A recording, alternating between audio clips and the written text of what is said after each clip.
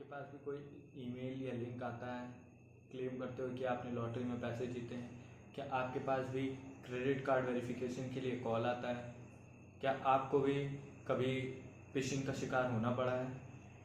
तो जी हाँ दोस्तों, आप एकदम सही जगह पे आए हैं। मेरा नाम है अखिल मिश्रा, आप देख रहे हैं साइबर सेक इंडिया यूट्यूब चैनल। आज मैं आपको बताऊंगा सोशल इंजीनियरिंग के बारे में। सोशल इंजीनियरिंग क्या होती है, कैसे होती है, उससे कैसे बचा जा सकता है। तो वीडियो को एंड तक ज़रूर देखिएगा। तो हमारा पहला सवाल है कि what is social engineering. Social engineering होती क्या है? असल में सोशल इंजीनियरिंग एक तरीके का हैकिंग अटेम्प्ट है।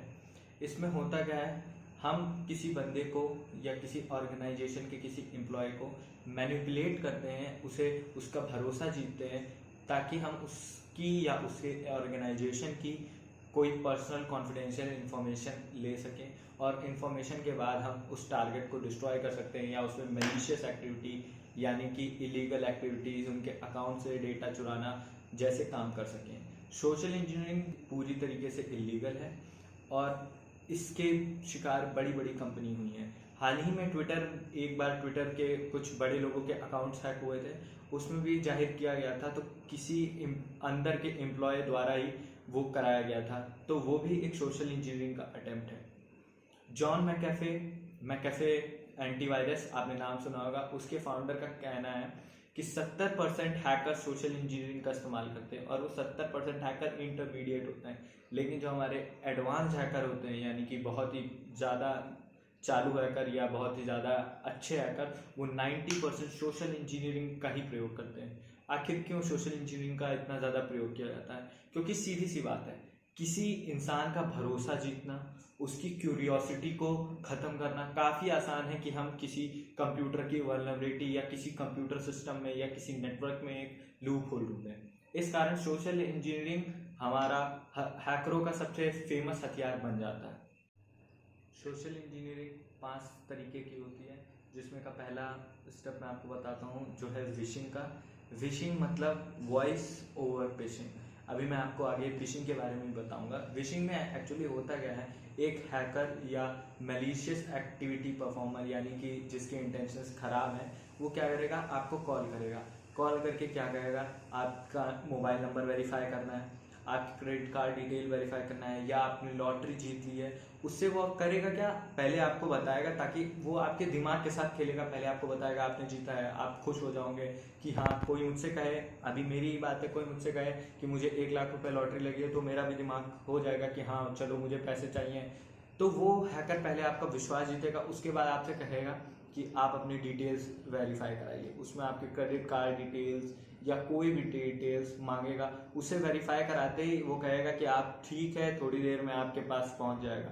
लेकिन जैसे ही आप उसे अपनी क्रेडिट कार्ड डिटेल्स या इन्फॉर्मेशन, या अगर आप किसी कंपनी में काम कर रहे हैं तो आप उसमें उसकी सर्वर डिटेल्स दे देंगे, वो आपके पूरे ऑर्गेनाइजेशन को हाईजैक कर लेगा, यानी कि उसमें मैलिशियस एक्टिविटी परफॉर्म करने लगेगा। दूसरा तरीका आता है फिशिंग का। फिशिंग बहुत ही सिंपल टेक्निक है, उसे कोई भी परफॉर्म कर सकता है, इसलिए ये सबसे ज़्यादा खतरनाक है। फिशिंग में होता क्या है, आपके पास लिंक आता है, आपसे कहेंगे कि मान लीजिए आप किसी भी बैंक की वेबसाइट में हैं, तो आपके पास एक लिंक आएगा व्हाट्सएप के थ्रू, मैसेज के थ्रू या किसी भी तरीके से, कहेंगे कि जो है आप इस पर रजिस्टर करिए, आपका जो है ये हो जाएगा या आपको पैसे मिल जाएंगे। इस तरीके की वो बातें वो हैकर करेगा। वो लिंक देखने में 100% ओरिजिनल लिंक की तरह होगा, बिल्कुल 100% उसकी तरह, क्योंकि वो उसी के HTML कोड से बनता है। अब आप जैसे ही करेंगे, होगा क्या, वो जैसे आप उस लिंक पे रजिस्टर करेंगे आईडी पासवर्ड डाल के, जैसे मान लीजिए मैं हूँ, मुझे नेट बैंकिंग करनी है, हमारे पास नेट बैंकिंग का लिंक आया, किसी एक हैकर ने कहा कि मुझे किसी नंबर से मैसेज किया कि फलाना बैंक के नेट बैंकिंग का पोर्टल अब चेंज होके ये हो गया है। ठीक है, मैं मान लूंगा उस बात को, मुझे वो लिंक आएगा, मैं रजिस्टर करूंगा। जैसे ही मैं अपने नेट बैंकिंग आईडी से, लॉगिन आईडी से साइन इन करूंगा, होगा क्या, वो मुझे ओरिजिनल लिंक पे रीडायरेक्ट कर देगा। मतलब जैसे ही मैं लॉगिन का बटन दबाऊंगा, वो मुझे बैंक की ओरिजिनल वेबसाइट पे करेगा। हम लोगों को पता नहीं, हम लोगों को लगेगा ठीक है पेज रिफ्रेश हो गया, लेकिन असल में होता क्या है, बैकग्राउंड में जो आपने लॉगिन आईडी और पासवर्ड डाला है वो हैकर के पास चला जाता है। ये होता है फिशिंग का तरीका। अब बात ये आती है कि फिशिंग के बारे में मैंने बता तो दिया, अब इससे बचे कैसे। देखिए, हमारे पास हम किसी भी जब वेबसाइट पे जाएंगे जो अनऑथोराइज्ड होगी, वहाँ पर मैं आपको स्क्रीन पे शो कर रहा होगा बार, उसमें आप देख सकते हैं जो ऑथोराइज वेबसाइट है उसमें एक ताला होगा, लेकिन जो अनऑथोराइज वेबसाइट है उस पर एक एक्सक्लेमेशन मार्क होगा। इस ताले का मतलब ये है कि आप इस वेबसाइट पे जो भी इंफॉर्मेशन डालेंगे वो सिक्योर होगा। और ये ताला बहुत ही मुश्किल से मिलता है बिकॉज ये SSL सर्टिफाइड होता है। SSL हमारा एक तरीके का डेटा इंक्रिप्शन टेक्नोलॉजी है कि हम जो भी डालेंगे वो इनक्रिप्ट हो जाएगा। तो ऐसी वेबसाइट पे ही जाएं जहां पर भी आपको एक्सक्लेमेशन मार्क वाली वेबसाइट दिखे, उस वेबसाइट को तुरंत क्लोज कर दे, या फिर अगर आपको सर्फ ही करना है तो उस पर कोई भी अपनी कॉन्फिडेंशियल डिटेल जैसे कि ID पासवर्ड वगैरह मत डालें। फिशिंग का एक और टाइप है स्मिशिंग। स्मिशिंग में मैसेज आता है आपके पास, मान लीजिए मैंने किसी ई-कॉमर्स वेबसाइट से कोई पार्सल ऑर्डर किया, मान लीजिए मैंने एक फ़ोन ऑर्डर किया, ठीक है, उसके बाद वो इन्फॉर्मेशन हैकर्स को पहुंच गई किसी तरीके से, तो हैकर्स करेंगे क्या, मुझे एक लिंक भेजेंगे कि आपका पार्सल इस कोरियर के द्वारा आ रहा है। उसे ट्रैक करने के लिए ये लिंक है, इस पर आप जाके ट्रैक करिए। मेरा भी पार्सल होगा, मैं क्यूरियस हूँगा, मैं उस पार्सल लिंक पे क्लिक करूँगा जो उन्होंने भेजा है। अब आप जानते हो कि आपने पार्सल मंगाया है, तो आप इजीली उस पर इंफॉर्मेशन डाल दोगे कि देखने के लिए कि हाँ मेरा पैकेट कहाँ पहुँचा, कैसे करियर से ट्रांजिट हो रहा है, कहाँ पहुँचा है। जैसे ही आप डालोगे वो फिर आपको ओरिजिनल वेबसाइट पे रीडायरेक्ट कर देगा और आपके क्रेडेंशियल्स चुरा लेगा। जैसे आपके क्रेडेंशियल्स चुरा लेगा, आप उसका बहुत ही गलत, अगर मान लीजिए आपका उसी क्रेडेंशियल से आपका बैंक अकाउंट भी है तो वो उस बैंक अकाउंट को एक्सेस कर सकता है, आपके मनी के साथ फ्रॉड कर सकता है या कुछ भी कर सकता है जिसमें आपका नाम लगाया जा सके। चौथा हमारा टाइप है इम्पर्सनेशन का।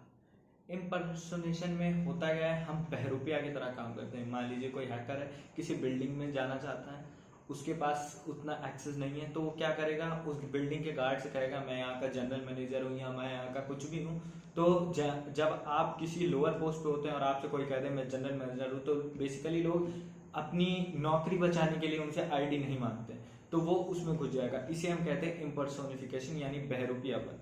इसमें बहरूपिया बन के जो है हम किसी बिल्डिंग में या किसी कंपनी में एक्सेस गेन करते हैं। इसके बाद हमारा आता है बेटिंग। बेटिंग एक रियल वर्ल्ड ट्रोजन हॉर्स है जिसमें इंसान की ना इसमें लिंक मिलता है ना कुछ मिलता है। इसमें हम लोग इस्तेमाल करते हैं किसी हार्डवेयर का। फॉर एग्जांपल मैं किसी कंपनी में काम करता हूँ, मुझे कंपनी के बाथरूम में या कंपनी के मेन गेट के पास एक हार्ड डिस्क या फ्लॉपी ड्राइव मिलती है। अब मेरे मन में क्यूरियोसिटी होगी, उस फ्लॉपी ड्राइव पे लिखा है एम्प्लॉय बोनस ड्राइव 2021, तो मेरे मन में क्यूरियोसिटी होगी कि किस एम्प्लॉय को बोनस मिल रहा है, तो मैं उस फ्लॉपी ड्राइव को या पेन ड्राइव को या हार्ड डिस्क को अपने सिस्टम में डालूंगा। होगा क्या, मैं तो चाहूंगा कि देखने के लिए, लेकिन जैसे ही मैं उसे अपने सिस्टम से कनेक्ट करूंगा वो बैकडोर में कमांड एग्जीक्यूट कर देगा और वहां पे मालवेयर प्लांट कर देगा। और जैसे ही उसमें मालवेयर प्लांट हुआ, हम जानते हैं किसी कंपनी में सारे में नेटवर्क शेयरिंग रहती है, सारे कंप्यूटर्स में, वो पूरी ऑर्गेनाइजेशन के सर्वर्स को हाईजैक कर लेगा।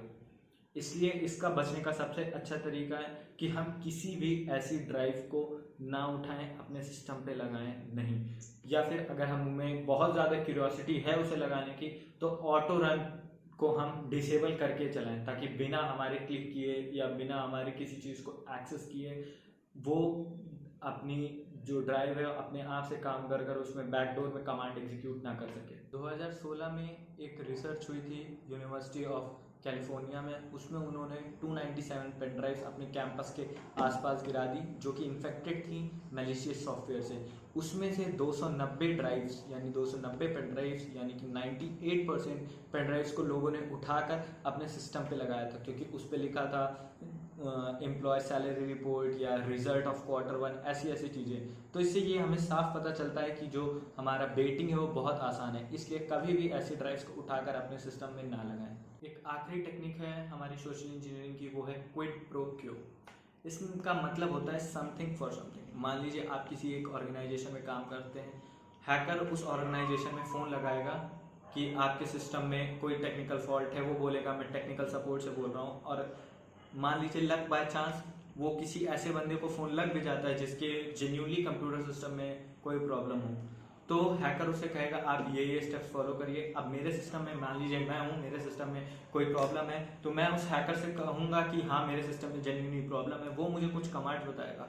अगर मैं टेक्नोलॉजिकली उतना ज़्यादा तेज़ नहीं हूँ तो उसके बताए हुए कमांड्स को मैं अपने सिस्टम्स पे रन करूँगा। उससे होगा क्या, वो डायरेक्टली बिना कुछ उसके इंटरेक्शन के ना वो हमारे उसने मुझे इस बार हार्ड ड्राइव दी ना कुछ लिंक दिया। हुआ गया एट लास्ट मेरे सिस्टम में वायरस इंस्टॉल हो गया, वो भी मेरी बदौलत। इसका एक बहुत ही अच्छा एग्जांपल है हमारा 2014 में फेसबुक का डेटा ब्रीच हुआ था, उसमें इस टेक्निक का इस्तेमाल किया गया था। 2014 पे एक रिसर्च हुई थी एक कंपनी में, जिसमें पाया गया कि 90% एम्प्लॉय ने एक पेन के बदले अपने ऑफिशियल क्रेडेंशियल्स दे दिए थे। मैंने आपको पहले ही बता दिया फेसबुक का डेटा ब्रीच वाला एग्जांपल वो इस क्विड प्रो क्यो टेक्निक से हुआ था, इसलिए ये भी बहुत आसान टेक्निक है।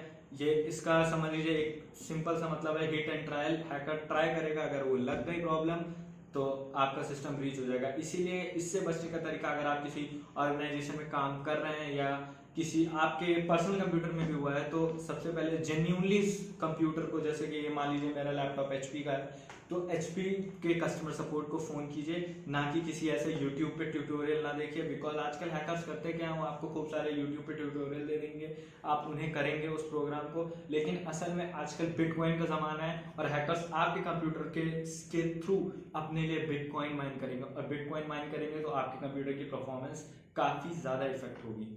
सोशल इंजीनियरिंग के रियल लाइफ एग्जांपल्स क्या हैं, जैसे कि अभी इंडिया का ही केस है। 15 मार्च 2021 को हमें पता चला था कि एक आर्मी जवान, जिसका नाम मैं नहीं लूंगा, उसे हनी ट्रैप किया गया था फेसबुक के द्वारा। 2 पाकिस्तानी महिलाओं ने उससे उसकी कॉन्फिडेंशियल इंफॉर्मेशन निकाली थी, और ये भी एक सोशल इंजीनियरिंग का ही तरीका है। उसी तरह आपने देखा होगा व्हाट्सएप पे बहुत से आते हैं कि अमेजोन की 50th एनिवर्सरी हो गई, या फ्लिपकार्ट की 50th एनिवर्सरी हो गई, या किसी भी कंपनी की 50th एनिवर्सरी हो गई है, आपको एक खूब सारे उसमें सर्कुलर डिस्क टाइप की मिलेगा, उस पर क्लिक करिए, आपने आईफोन जीता है, फलाना जीता है, और वो कहेंगे कि तभी आपको मिलेगा जब आप जो है किसी उस पर व्हाट्सएप ग्रुप पे या कुछ लोगों को शेयर करेंगे। वो भी एक तरीके का फिशिंग अटैक ही है, बिकॉज जब आप उसे व्हाट्सएप पे शेयर करेंगे और लोग उस लिंक पे क्लिक करेंगे और ये धीरे धीरे फैलता जाएगा। तो ऐसे लिंक्स पे कभी क्लिक करना नहीं चाहिए। इसी तरीके से मैं आपको अभी अपनी स्क्रीन पे दिखाता हूँ। मेरी स्क्रीन पे एक मैसेज आया था, मुझे आज सुबह ही आया था कि आपके पेटीएम अकाउंट में कि फोन पे अकाउंट में इतने सारे पैसे 37 कुछ रुपीस ट्रांसफर हो गए हैं। और वो तो अच्छा है कि मेरे फ़ोन में कुछ ऐसे सॉफ्टवेयर इंस्टॉल्ड है जिससे पता चल जाता है कि वो स्कैमिंग वेबसाइट है, इसलिए मैंने उस पर क्लिक नहीं किया, वरना अगर मैं क्लिक करता तो हो सकता है वो मेरे से क्रेडेंशियल्स लेके मेरा अकाउंट खाली कर सकते।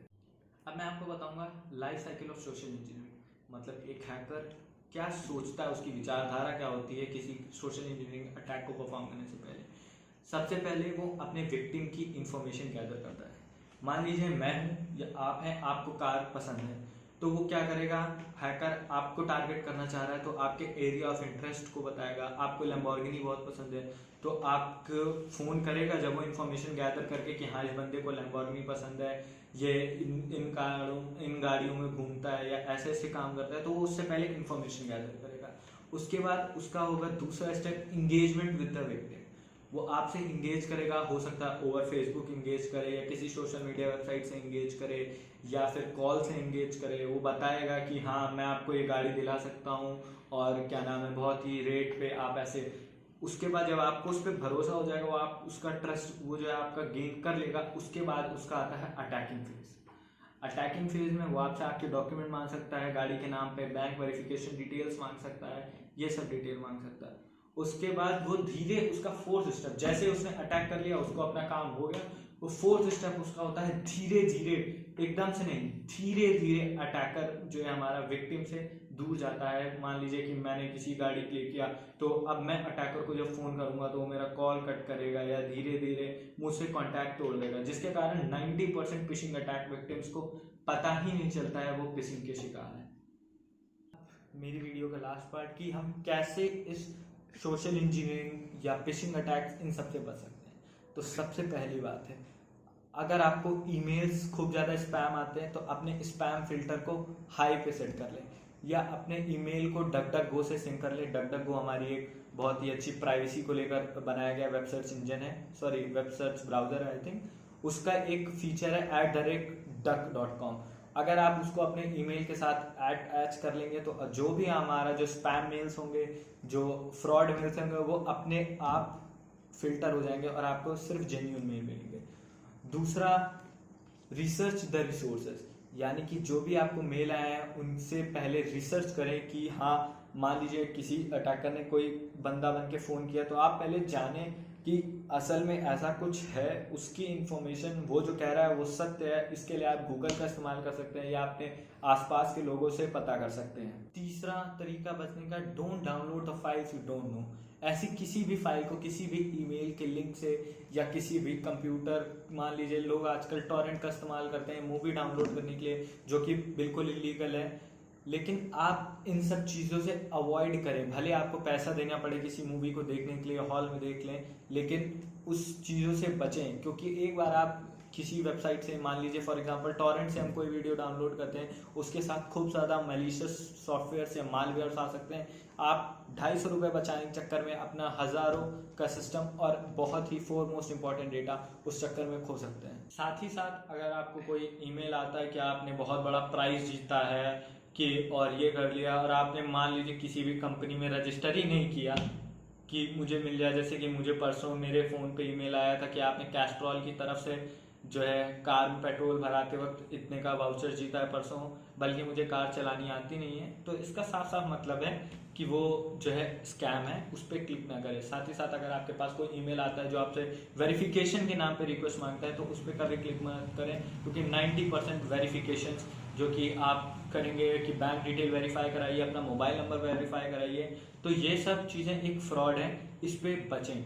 साथ ही साथ कोई भी अगर आपको ऐसी मेल करता है तो नेशनल साइबर क्राइम पोर्टल है हमारे पास, उस पर रिपोर्ट करें और उन ईमेल्स को डिलीट करें। ऐसे किसी भी कॉल्स अगर आपके पास आते हैं कि हाँ भैया आप अपनी डिटेल्स वेरीफाई करा दीजिए, हम आपके घर पे ये पहुंचा देंगे, तो उन्हें सीधे सीधे फ़ोन कर दें। उनसे इंटरेक्ट करने की भी ज़रूरत नहीं है, उन्हें गाली देने की भी ज़रूरत नहीं है कि हाँ तुम ये कर दोगे वो कर दोगे। होता कभी कभार ऐसा है कि ओवर द कॉल, मैंने अपनी पेगासस वाली वीडियो में बताया था कि ओवर द कॉल भी वायरस स्प्रेड हो सकते हैं। और हाँ, लोग अपने कंप्यूटर चलाते हैं, अगर आप कंप्यूटर चलाते हो तो आपको फायरवॉल के बारे में पता होगा, अगर नहीं पता होगा तो उस पर मैं कोई दूसरी वीडियो बना दूंगा।